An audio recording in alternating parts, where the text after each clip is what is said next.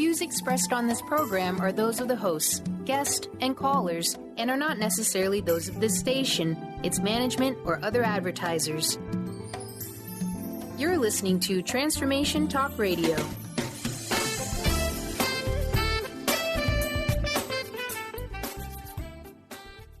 Hi, welcome. This is Dr. John DeMartini. This is one of the most amazing and inspiring shows that you can listen into. If you want to be on the edge of your seats, if you want to open up your heart, if you want to expand your mind, and you want to meet incredible people, stay tuned because you're just about to experience a transformative radio show that will change your life. And you're listening to the Dr. Pat Show that's coming up right next.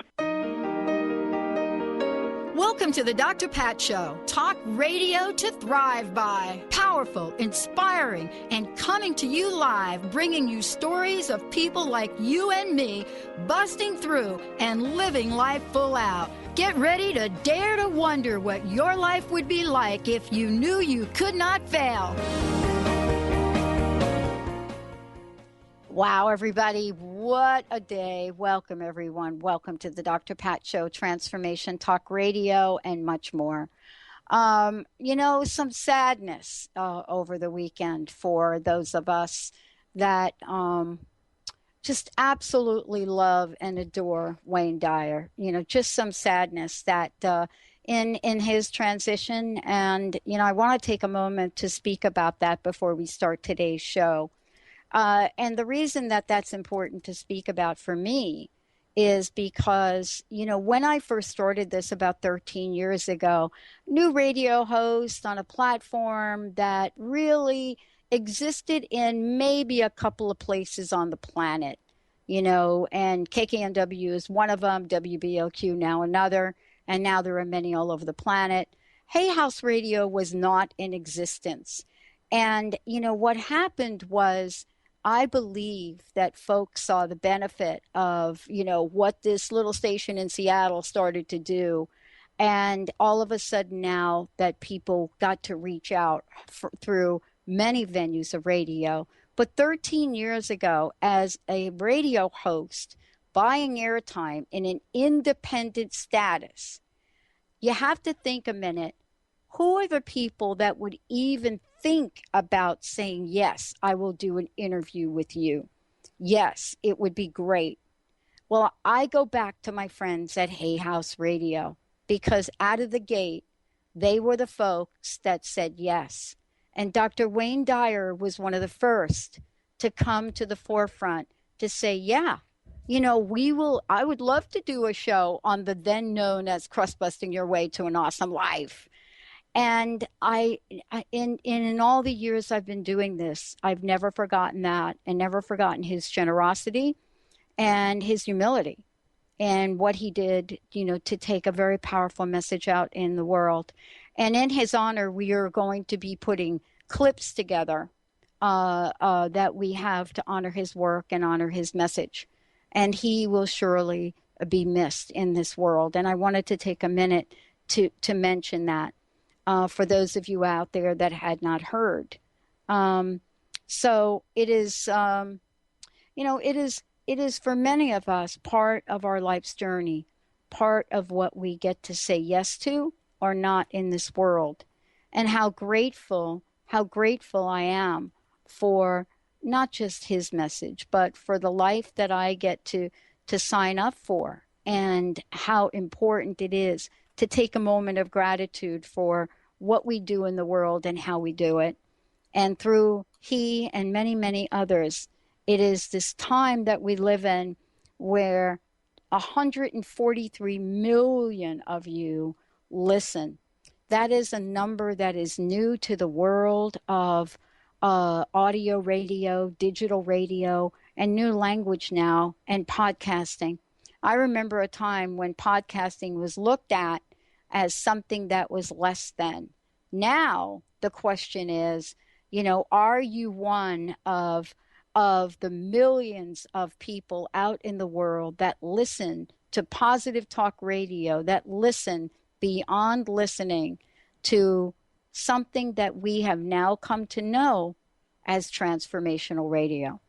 And so it is with the Wayne Dyers, the Dr. Wayne Dyers of the world, that I am very grateful because it was so important for their support along the way so that this kind of message in a show like today's show could be shared with all of you.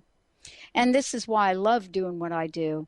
You know, today I get to introduce you to another transformative change agent in the world, you know, to somebody that has too said yes to a life that is about sharing a message and about helping other people. And, you know, what is it that calls us to come forth in life? What is it?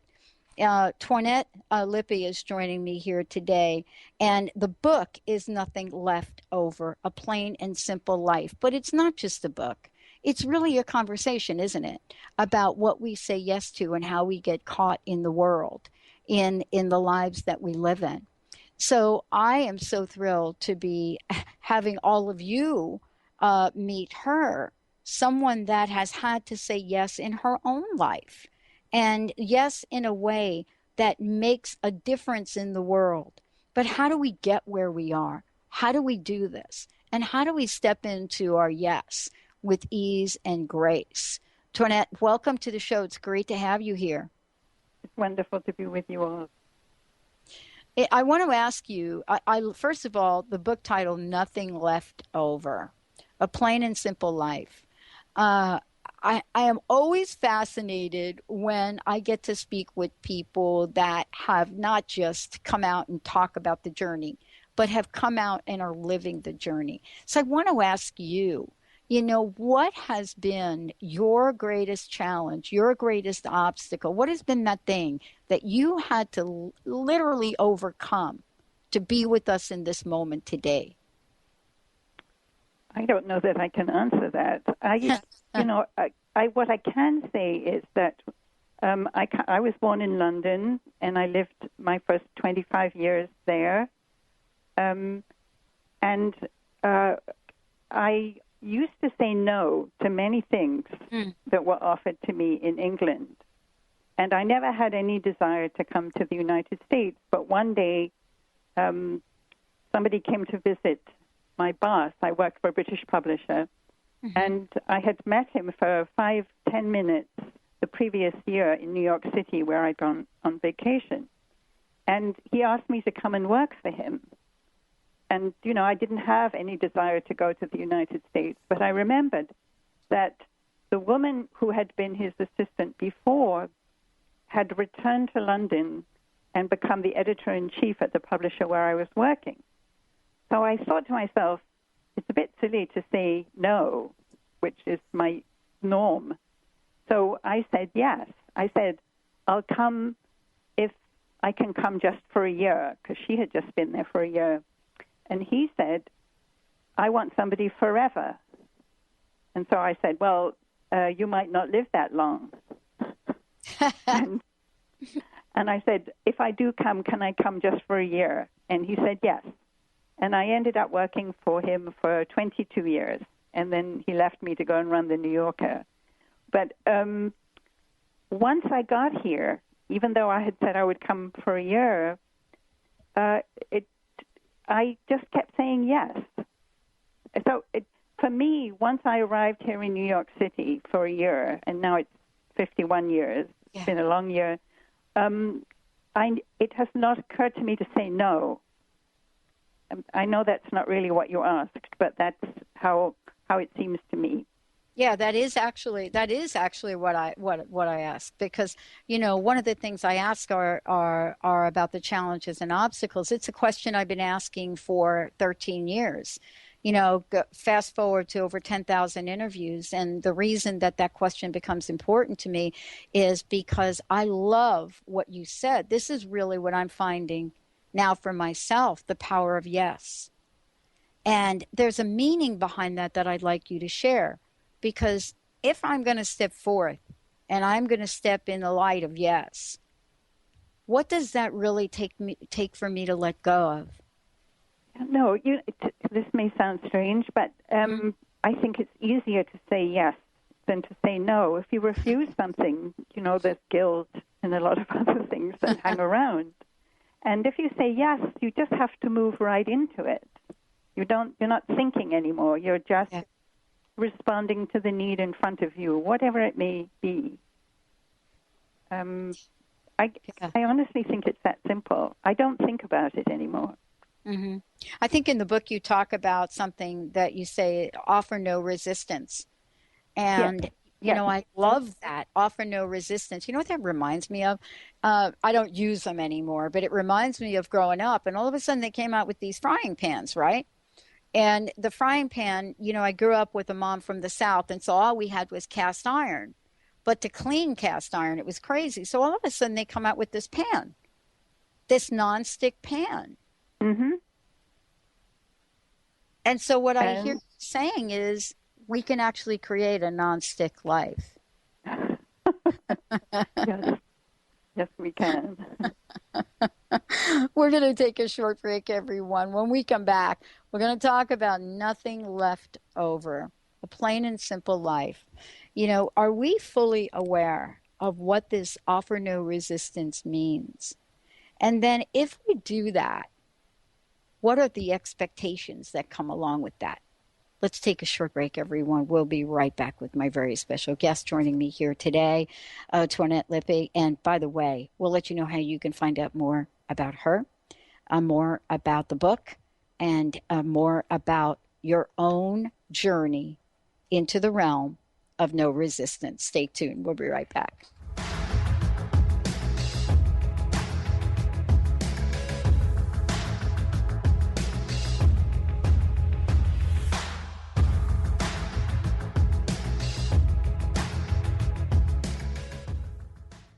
Tune in to The Jen Royster Show, intuitive guidance to inspire your life, each Thursday at 8 a.m. Pacific and 11 a.m. Eastern on TransformationTalkRadio.com. This amazing show is an inspirational hour that will take you on an epic metaphysical journey to discover the spiritual approach to life's greatest challenges. Dr. Jen is an internationally known intuitive counselor, spiritual teacher, and energy healer. Call in for intuitive readings and visit JenRoyster.com for more information.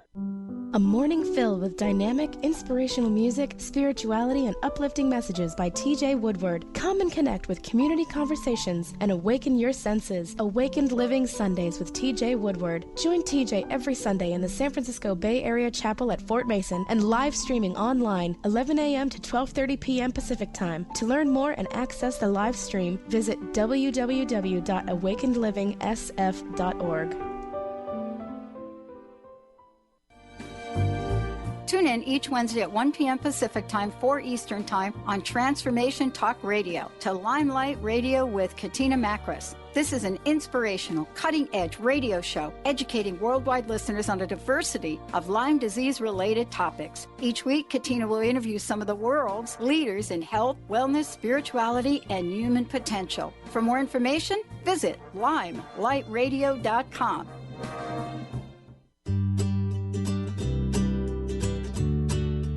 Each month, listen to Live More Radio with co-host Allie Katz. Join Allie and Dr. Pat as Allie introduces new ways to bring balance back to your life through meditation, sleep, and exercise techniques, so you can live your truly authentic life. Stress less, live more. To learn more about Allie, visit livemoreradio.com.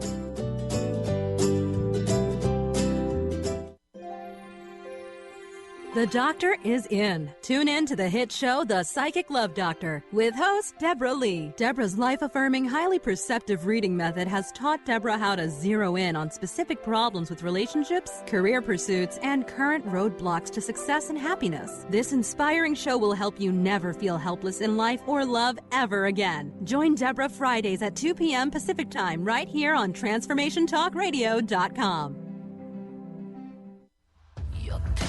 Perfect blue, sunbathing on the moon, stars shining as your bones illuminate.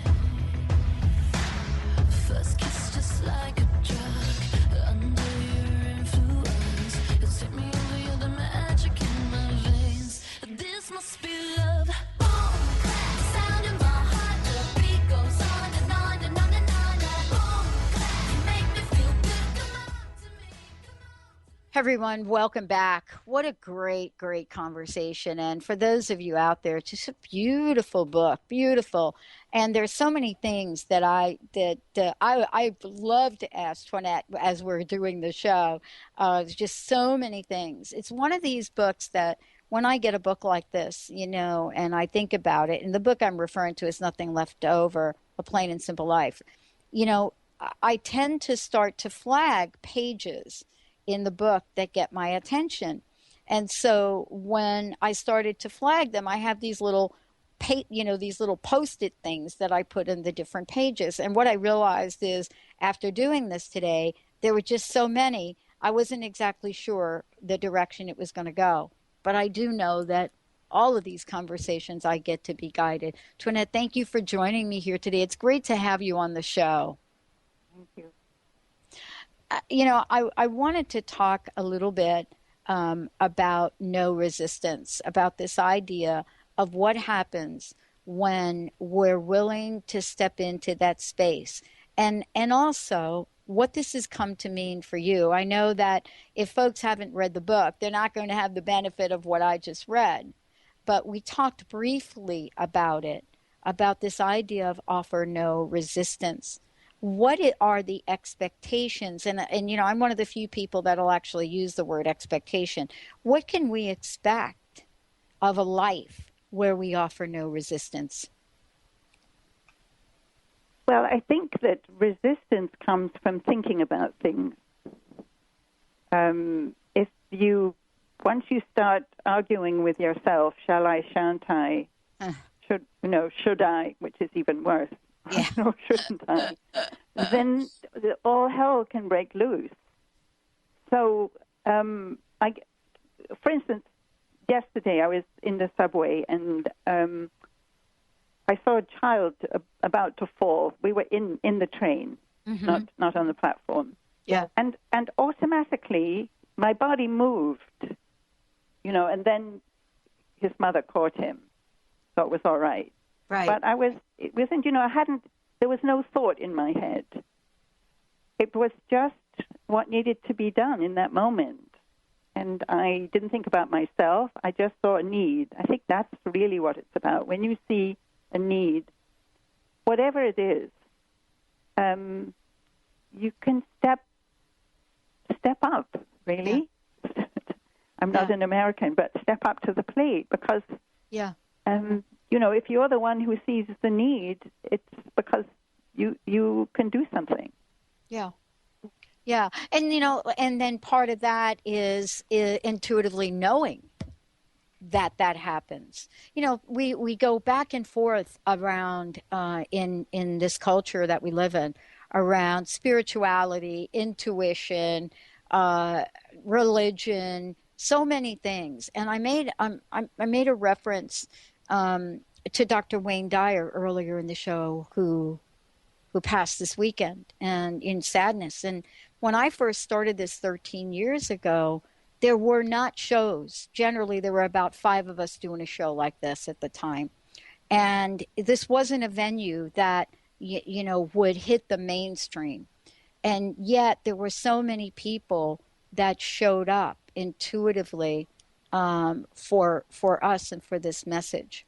And I wanted to ask you, in your journey, what role has intuition played? Well, I don't know that I can add more to what I've already said. It doesn't feel to me like intuition, mm-hmm. but I just always move into the situation. I just don't hesitate. I'm somebody who works very fast in whatever I do.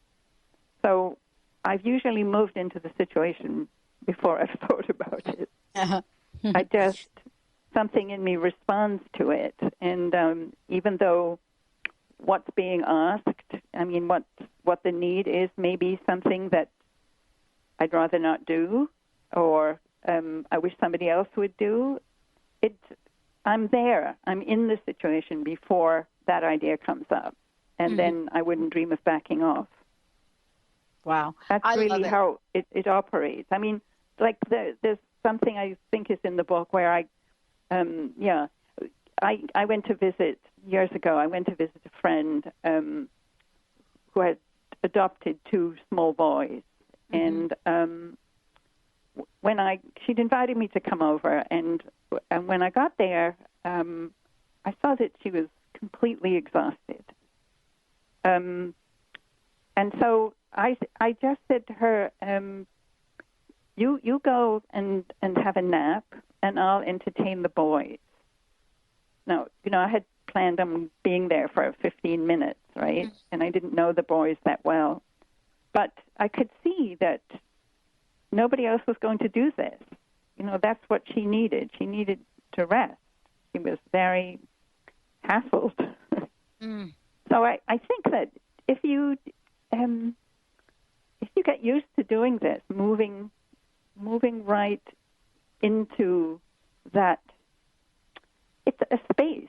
I mean, my whole life, I think, is nowadays, particularly in my painting, it revolves about empty space. I do Chinese brush painting, and I try to see how much space I can put into my painting. So when an opportunity or an emergency arises, there's a little space, and the thing to do is to enter it.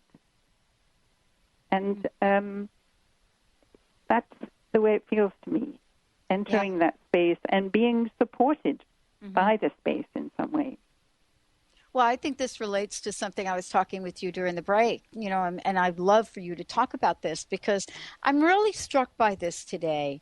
And it's not just today that I'm struck by what I'm about to read, but it's been, about this past 6 months of my life, I've really been looking at things very differently. And it is something that you reference in the book, and I would love for you to talk about it. Zen Master Dogen observed, and this is what you say, each day is valuable. Do not compare it with the dragon's bright pearl. A dragon's pearl may be found, but this one day out of 100 years cannot be retrieved once it's lost. When I read that, there's such a sadness that hits my heart, because the truth of this statement for so many that have been so busy to really stop and even breathe. Why was this statement in the book? Why was this important to you personally? Well, one of the things is that I noticed that people are always looking forward. People will say to me, oh, you're going on vacation, whatever. Are you looking forward to it? Are you getting excited? And I am puzzled, and I say, no. And they say, why? What do you mean? And I said, I don't get excited, and I don't look forward, because you can be disappointed. So I try to remain in this moment while it's happening, because this is the only moment, this is the only chance I have to experience this moment. I will experience that moment on vacation when I'm on vacation. I don't see that there's any benefit in thinking about the vacation before you've arrived. Well, if you're thinking about the vacation before you've arrived, then you're not in the present moment, right? Yes. Right? Exactly. Right. Yes. And so if I'm thinking about the vacation, or I'm thinking about the next show, or I'm thinking about later today, then I'm not enjoying the moment that I have with you.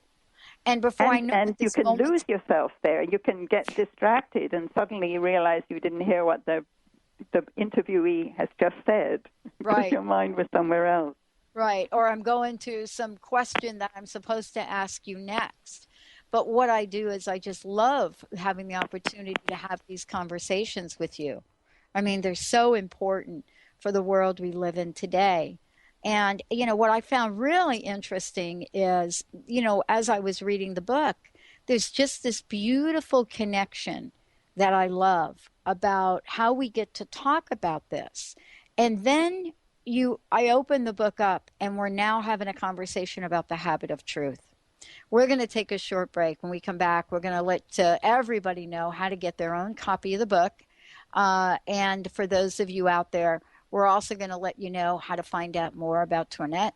And when we come back, what is it about this habit of truth? Does truth truly set us free?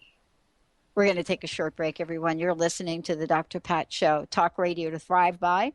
For those of you out there, you can find out more about us by going to thedrpatshow.com. Or if you want, you can go to Facebook, The Dr. Pat Show, Twitter, The Dr. Pat Show. Lots more to come for those of you out there. If you have a question, please give us a call, 1-800-930-2819. 1-800-930-2819. We'll be right back.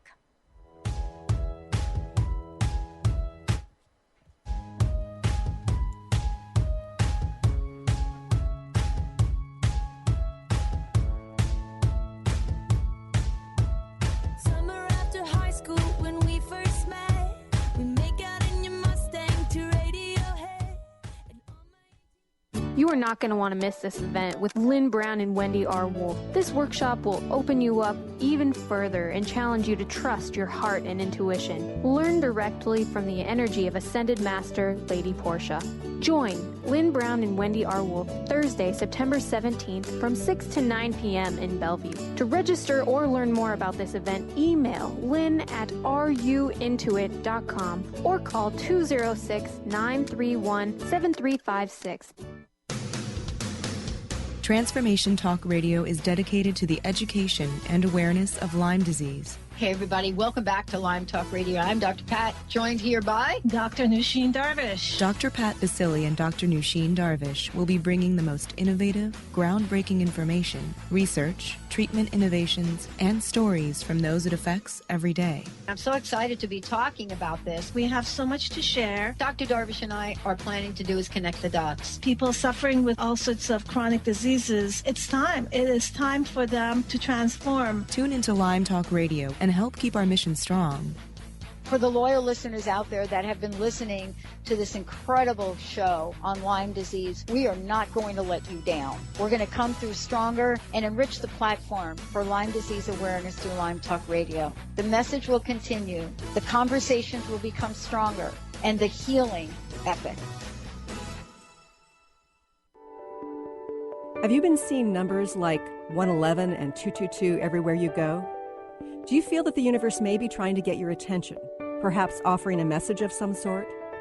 As it turns out, numerical patterns and certain types of geometry form the very fabric of our reality, from cells under a microscope to the astronomy of our night sky.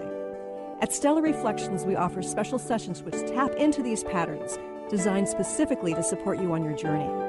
The 111 and 222 activations are sessions activating new patterns in your energy field, which in turn can help you create new patterns in your life.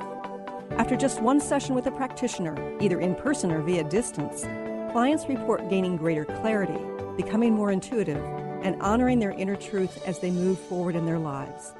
Curious about what these transformational sessions might do for you? Call 425-999-9836 or visit stellarreflections.com. That's stellarreflections.com. Holistic Medical Center is where you find it all. A healthy space with doctors who care, see, and listen to the whole you. Hi, this is Dr. Darvish. If you have not found an answer to your chronic symptoms, you will find answers here at Holistic Medical Center. Our doctors find the root cause of your symptoms and guide your body towards healing naturally. We transform lives from within. Visit drdarvish.com or call 425-451-0404.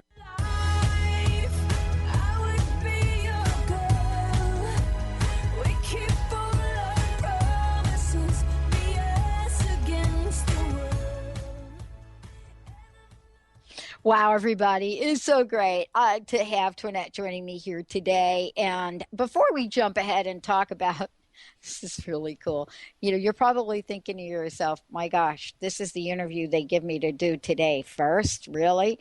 Well, there's so much that I wanted to talk with you about. And, it's interesting. I'm kind of stuck on a couple of the chapters that are kind of running together here.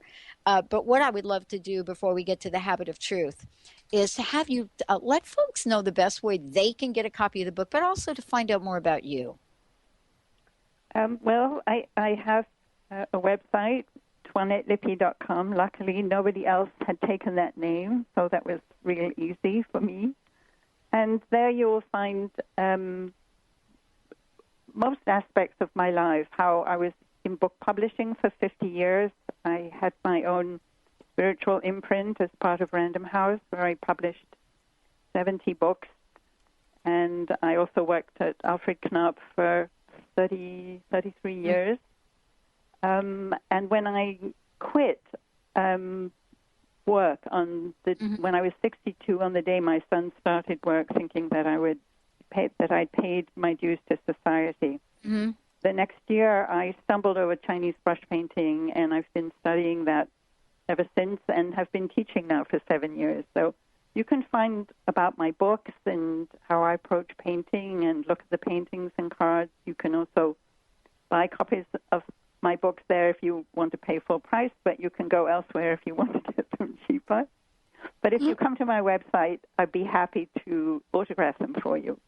Oh, that's great. So I think you probably would enjoy my site. Oh, so yeah, I encourage you to go there. Yes, thank you so much. And we'll make sure we give out that information again. You know, it's interesting that I get to talk with you, someone that has been in this world of publishing, been in this world of taking messages of others, helping others take their message out into the world in many ways. And, you know, there are many ways to do that. And now here you are with yours, as you have been before. And what I'm really struck by is, and this is just a little joke here for me, because I interview so many authors. I think you heard me earlier in the show as I was talking about Dr. Wayne Dyer being one of the first out of about 10,000 interviews that I've done. Yes. And Wonderful. I was joking a little bit about that.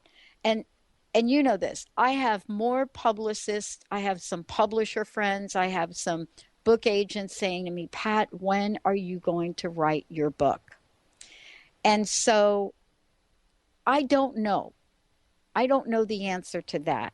And that really leads me to the chapter about the habit of truth. Because I tried to write a book, and I think you know this in the world that you've come from. It wasn't really about what I was writing about. It was something less than the truth of what my soul was really asking for. And I wanted to ask you about the habit of truth in the book, and what this has come to mean, not just for you, but to the spiritual journey of so many. Well, when my son was quite small, I emphasized to him that it was very important always to tell the truth, if for no other reason. And there were certainly many other reasons, but I didn't think he would necessarily understand them. But if for no other reason, that it's very complicated when you don't tell the truth.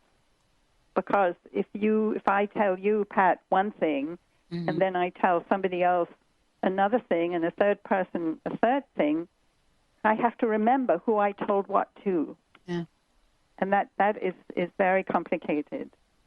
But the habit of truth is something that's a very clean way of living. Maybe I can put it that way. Because there's nothing extra. You just tell it like it is. And you act in the most honest way. But again, it's connected to what I said right at the beginning, which is that I just move forward into the situation. So it's clear to me. Let me give you an example. Sure. I had a friend some years ago, and she called me one day and she said, I've just been for 3 interviews and I can't decide which of these jobs to accept. And I said to her, well, have they any of them offered you a job? And she said no. So I said, well, there's no point in thinking about it. Because, if you choose one and then you get offered a different one, you're in a worse quandary. Just wait until somebody actually offers you a job. And she just couldn't accept that. And I was going to say, of course, but of course is not a very nice thing to say, because she didn't get offered any of those jobs.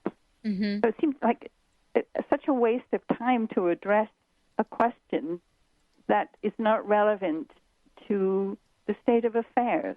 Mm-hmm. It's a great shame when you could use that energy to do something that does need doing right in front of you. Yeah.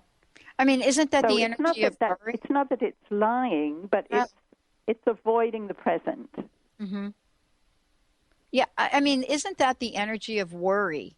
You know, what happens when we are thinking about things, A, that haven't happened yet, and probably B, that we just do not have enough information to actually call it factual yet, right?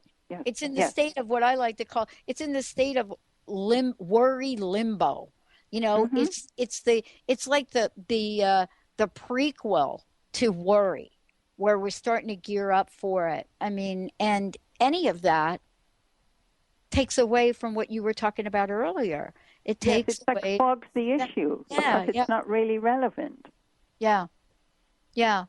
And let me ask you this. I mean, if to be in this place of knowing about your life, our lives, the lives we live, and to live in that place of what is possible is the sense that I get, you know, when I read this book.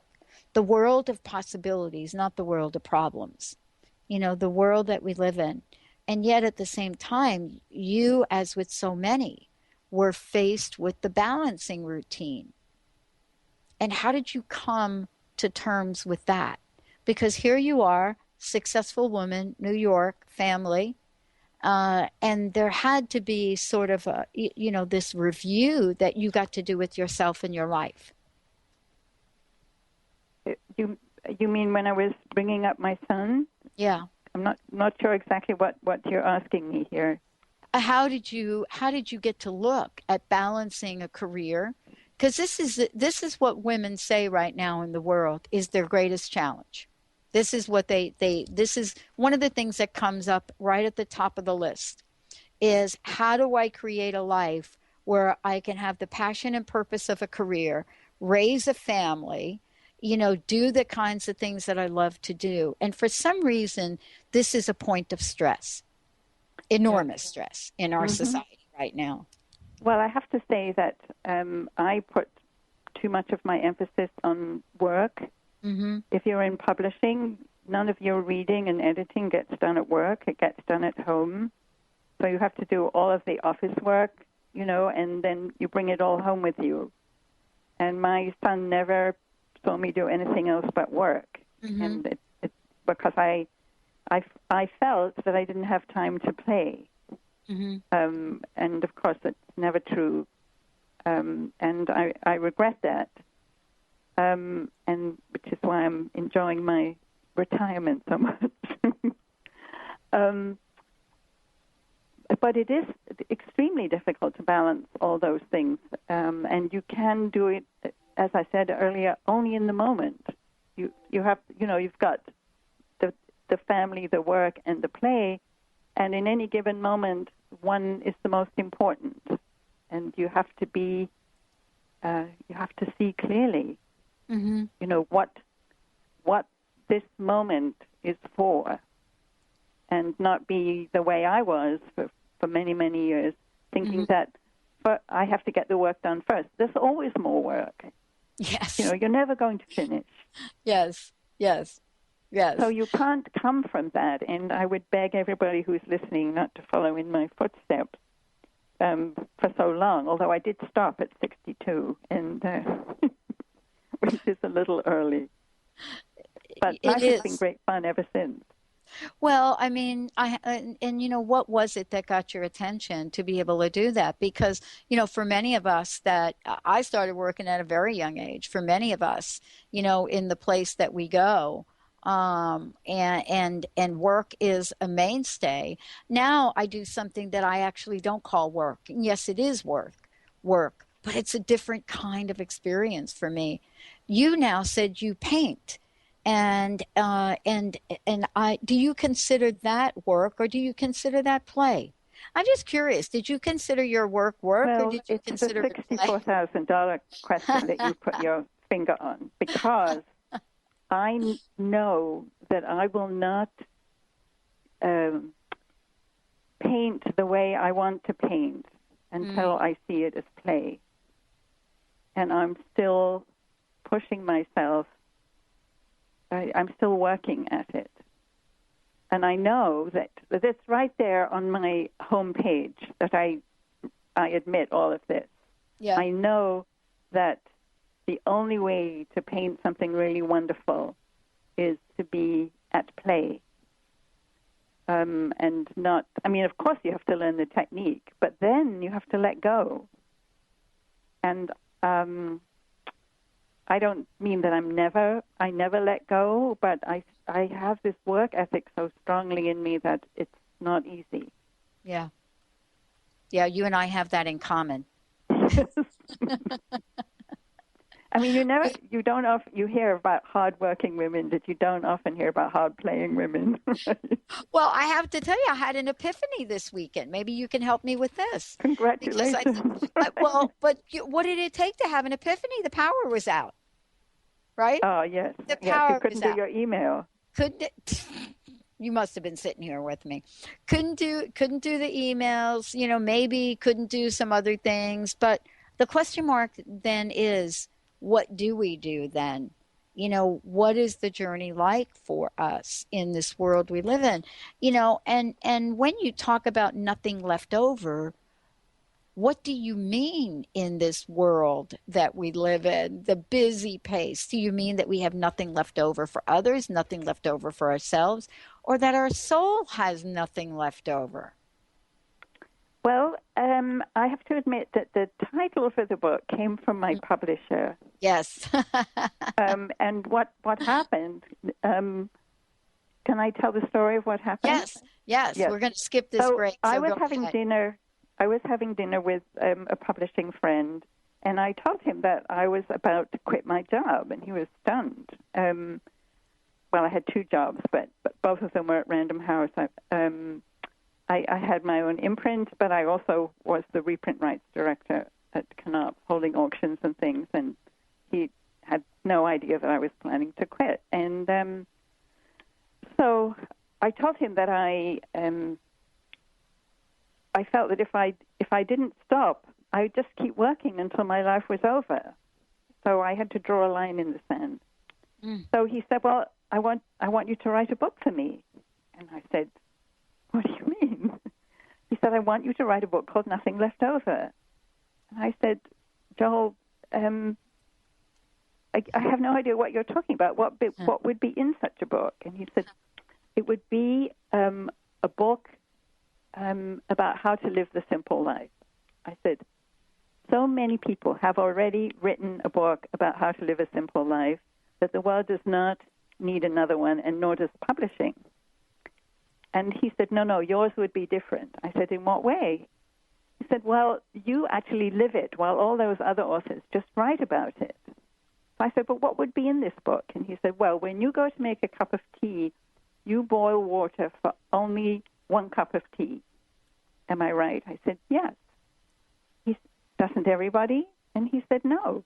I said, "Well, then they're wasting time, money, energy, and water."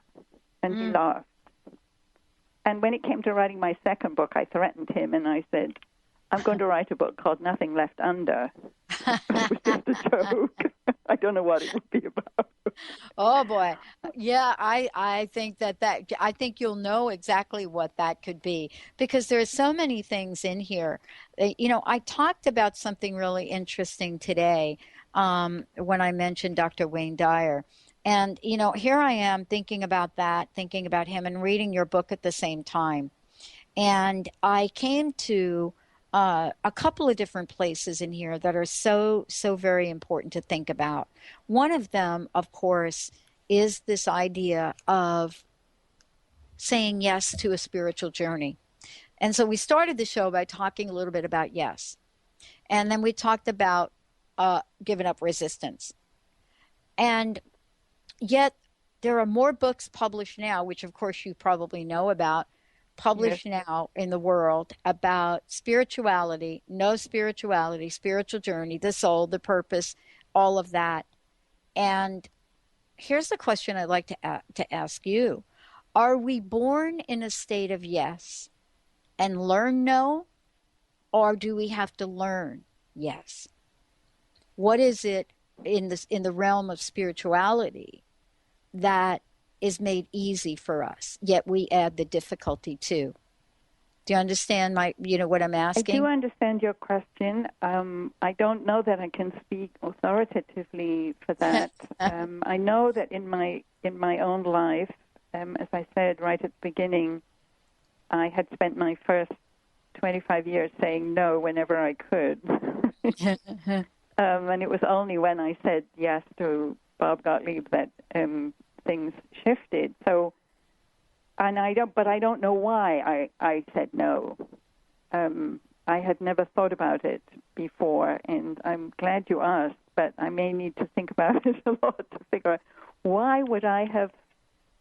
Maybe because so many people always said no to me. Mm-hmm. You can't do this, you mustn't do that. Right. I don't know where that no comes from. I mean, do you know? Yeah, I think I know for myself, and I don't know for other people. I know for myself that it comes from one place and one place only. And when I am connected to whatever you want to call it, God, higher power, source energy, whatever that means for you, when I am connected to that place, there is no doesn't come in. When I'm not, fear comes in. And if I even have an inkling of fear and fear's cousin, doubt for me is worse than fear. But if I am plugged in to that, if I'm into fear and I'm into doubt, I'm not into my yes. But sometimes it is so difficult to really understand that I'm even in it, because somewhere along the line of my life, like you, no became a way of being. No, you can't go to college. No, you'll never get out of New York. No, no was the dominant factor. But yet somewhere within us, we have a divine yes. And that's what I believe. I believe that every one of us has a divine yes, and that we have to learn the no.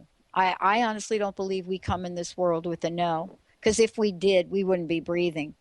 And, there wouldn't be those things that we learn as children that are so essential to us.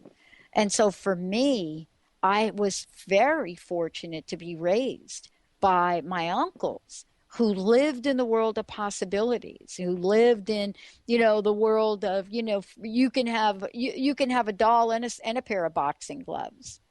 And that was my influence early on. And a mom, my mom early on was about, I can be somebody that absolutely has a luncheonette in the Bronx and be married with a couple of kids. So those were, for me, reminders of my yes. I think so often we're not reminded. And I've had angels along the way, as I think you have. Angels along the way that must have reminded you of your yes. Anyway, that's my little version of that answer. Okay, well, I'm certainly going to think about this now, because, it's actually a question that I've never thought about before. Uh-huh. I can tell you this, and I wonder if this is true for many people. When I've said no to something that was so right in my life, when I've said no, I could feel it in every cell in my body. I could feel the heaviness of it. And that's really been the indicator for me. It's kind of like you were talking about. I dialed the wrong phone number 13 years ago, and I didn't hang up. That's a yes. And I didn't hang up, and within 10 minutes, I bought my first hour of airtime. So I think there are moments like that you reference in the book. I mean, just the beauty that you're painting. It's just beautiful to know that we can choose yes at any point in time in our lives. And, you talk about gratitude, and I would so love to have you share the importance gratitude has played in your life. So, there's the dedication at the front of one of my books. I don't know if it's that one or the second book, Caught in the Act, but I thank all of my colleagues and friends and enemies, because from every person you learn something, even if it is what not to do. So one can be grateful even for the things that look bad at the time and turn out afterwards to be a turning point for you. I don't think we should be very careful about refusing things. Whether it's circumstances or, well, gifts, you can't refuse gifts, really. Although I did hand one back once when somebody said dreadful things to me, and she had just handed me my Christmas present. So I handed it back to her and walked away. Yeah, I have one of those myself, actually. But you know, she did call a year later on Valentine's Day to apologize. But in principle, I think that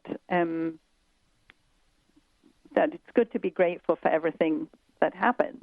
In that one must acknowledge that it has happened. You can't say it didn't happen, because it did. And you just have to use it as grist for the mill, even if it was painful, whatever it was. You know, one of the things also, I was really struck by is, this idea of, and this is going to sound a little bit, benign, but I too come from a family where the tradition of cleaning was very, very strong.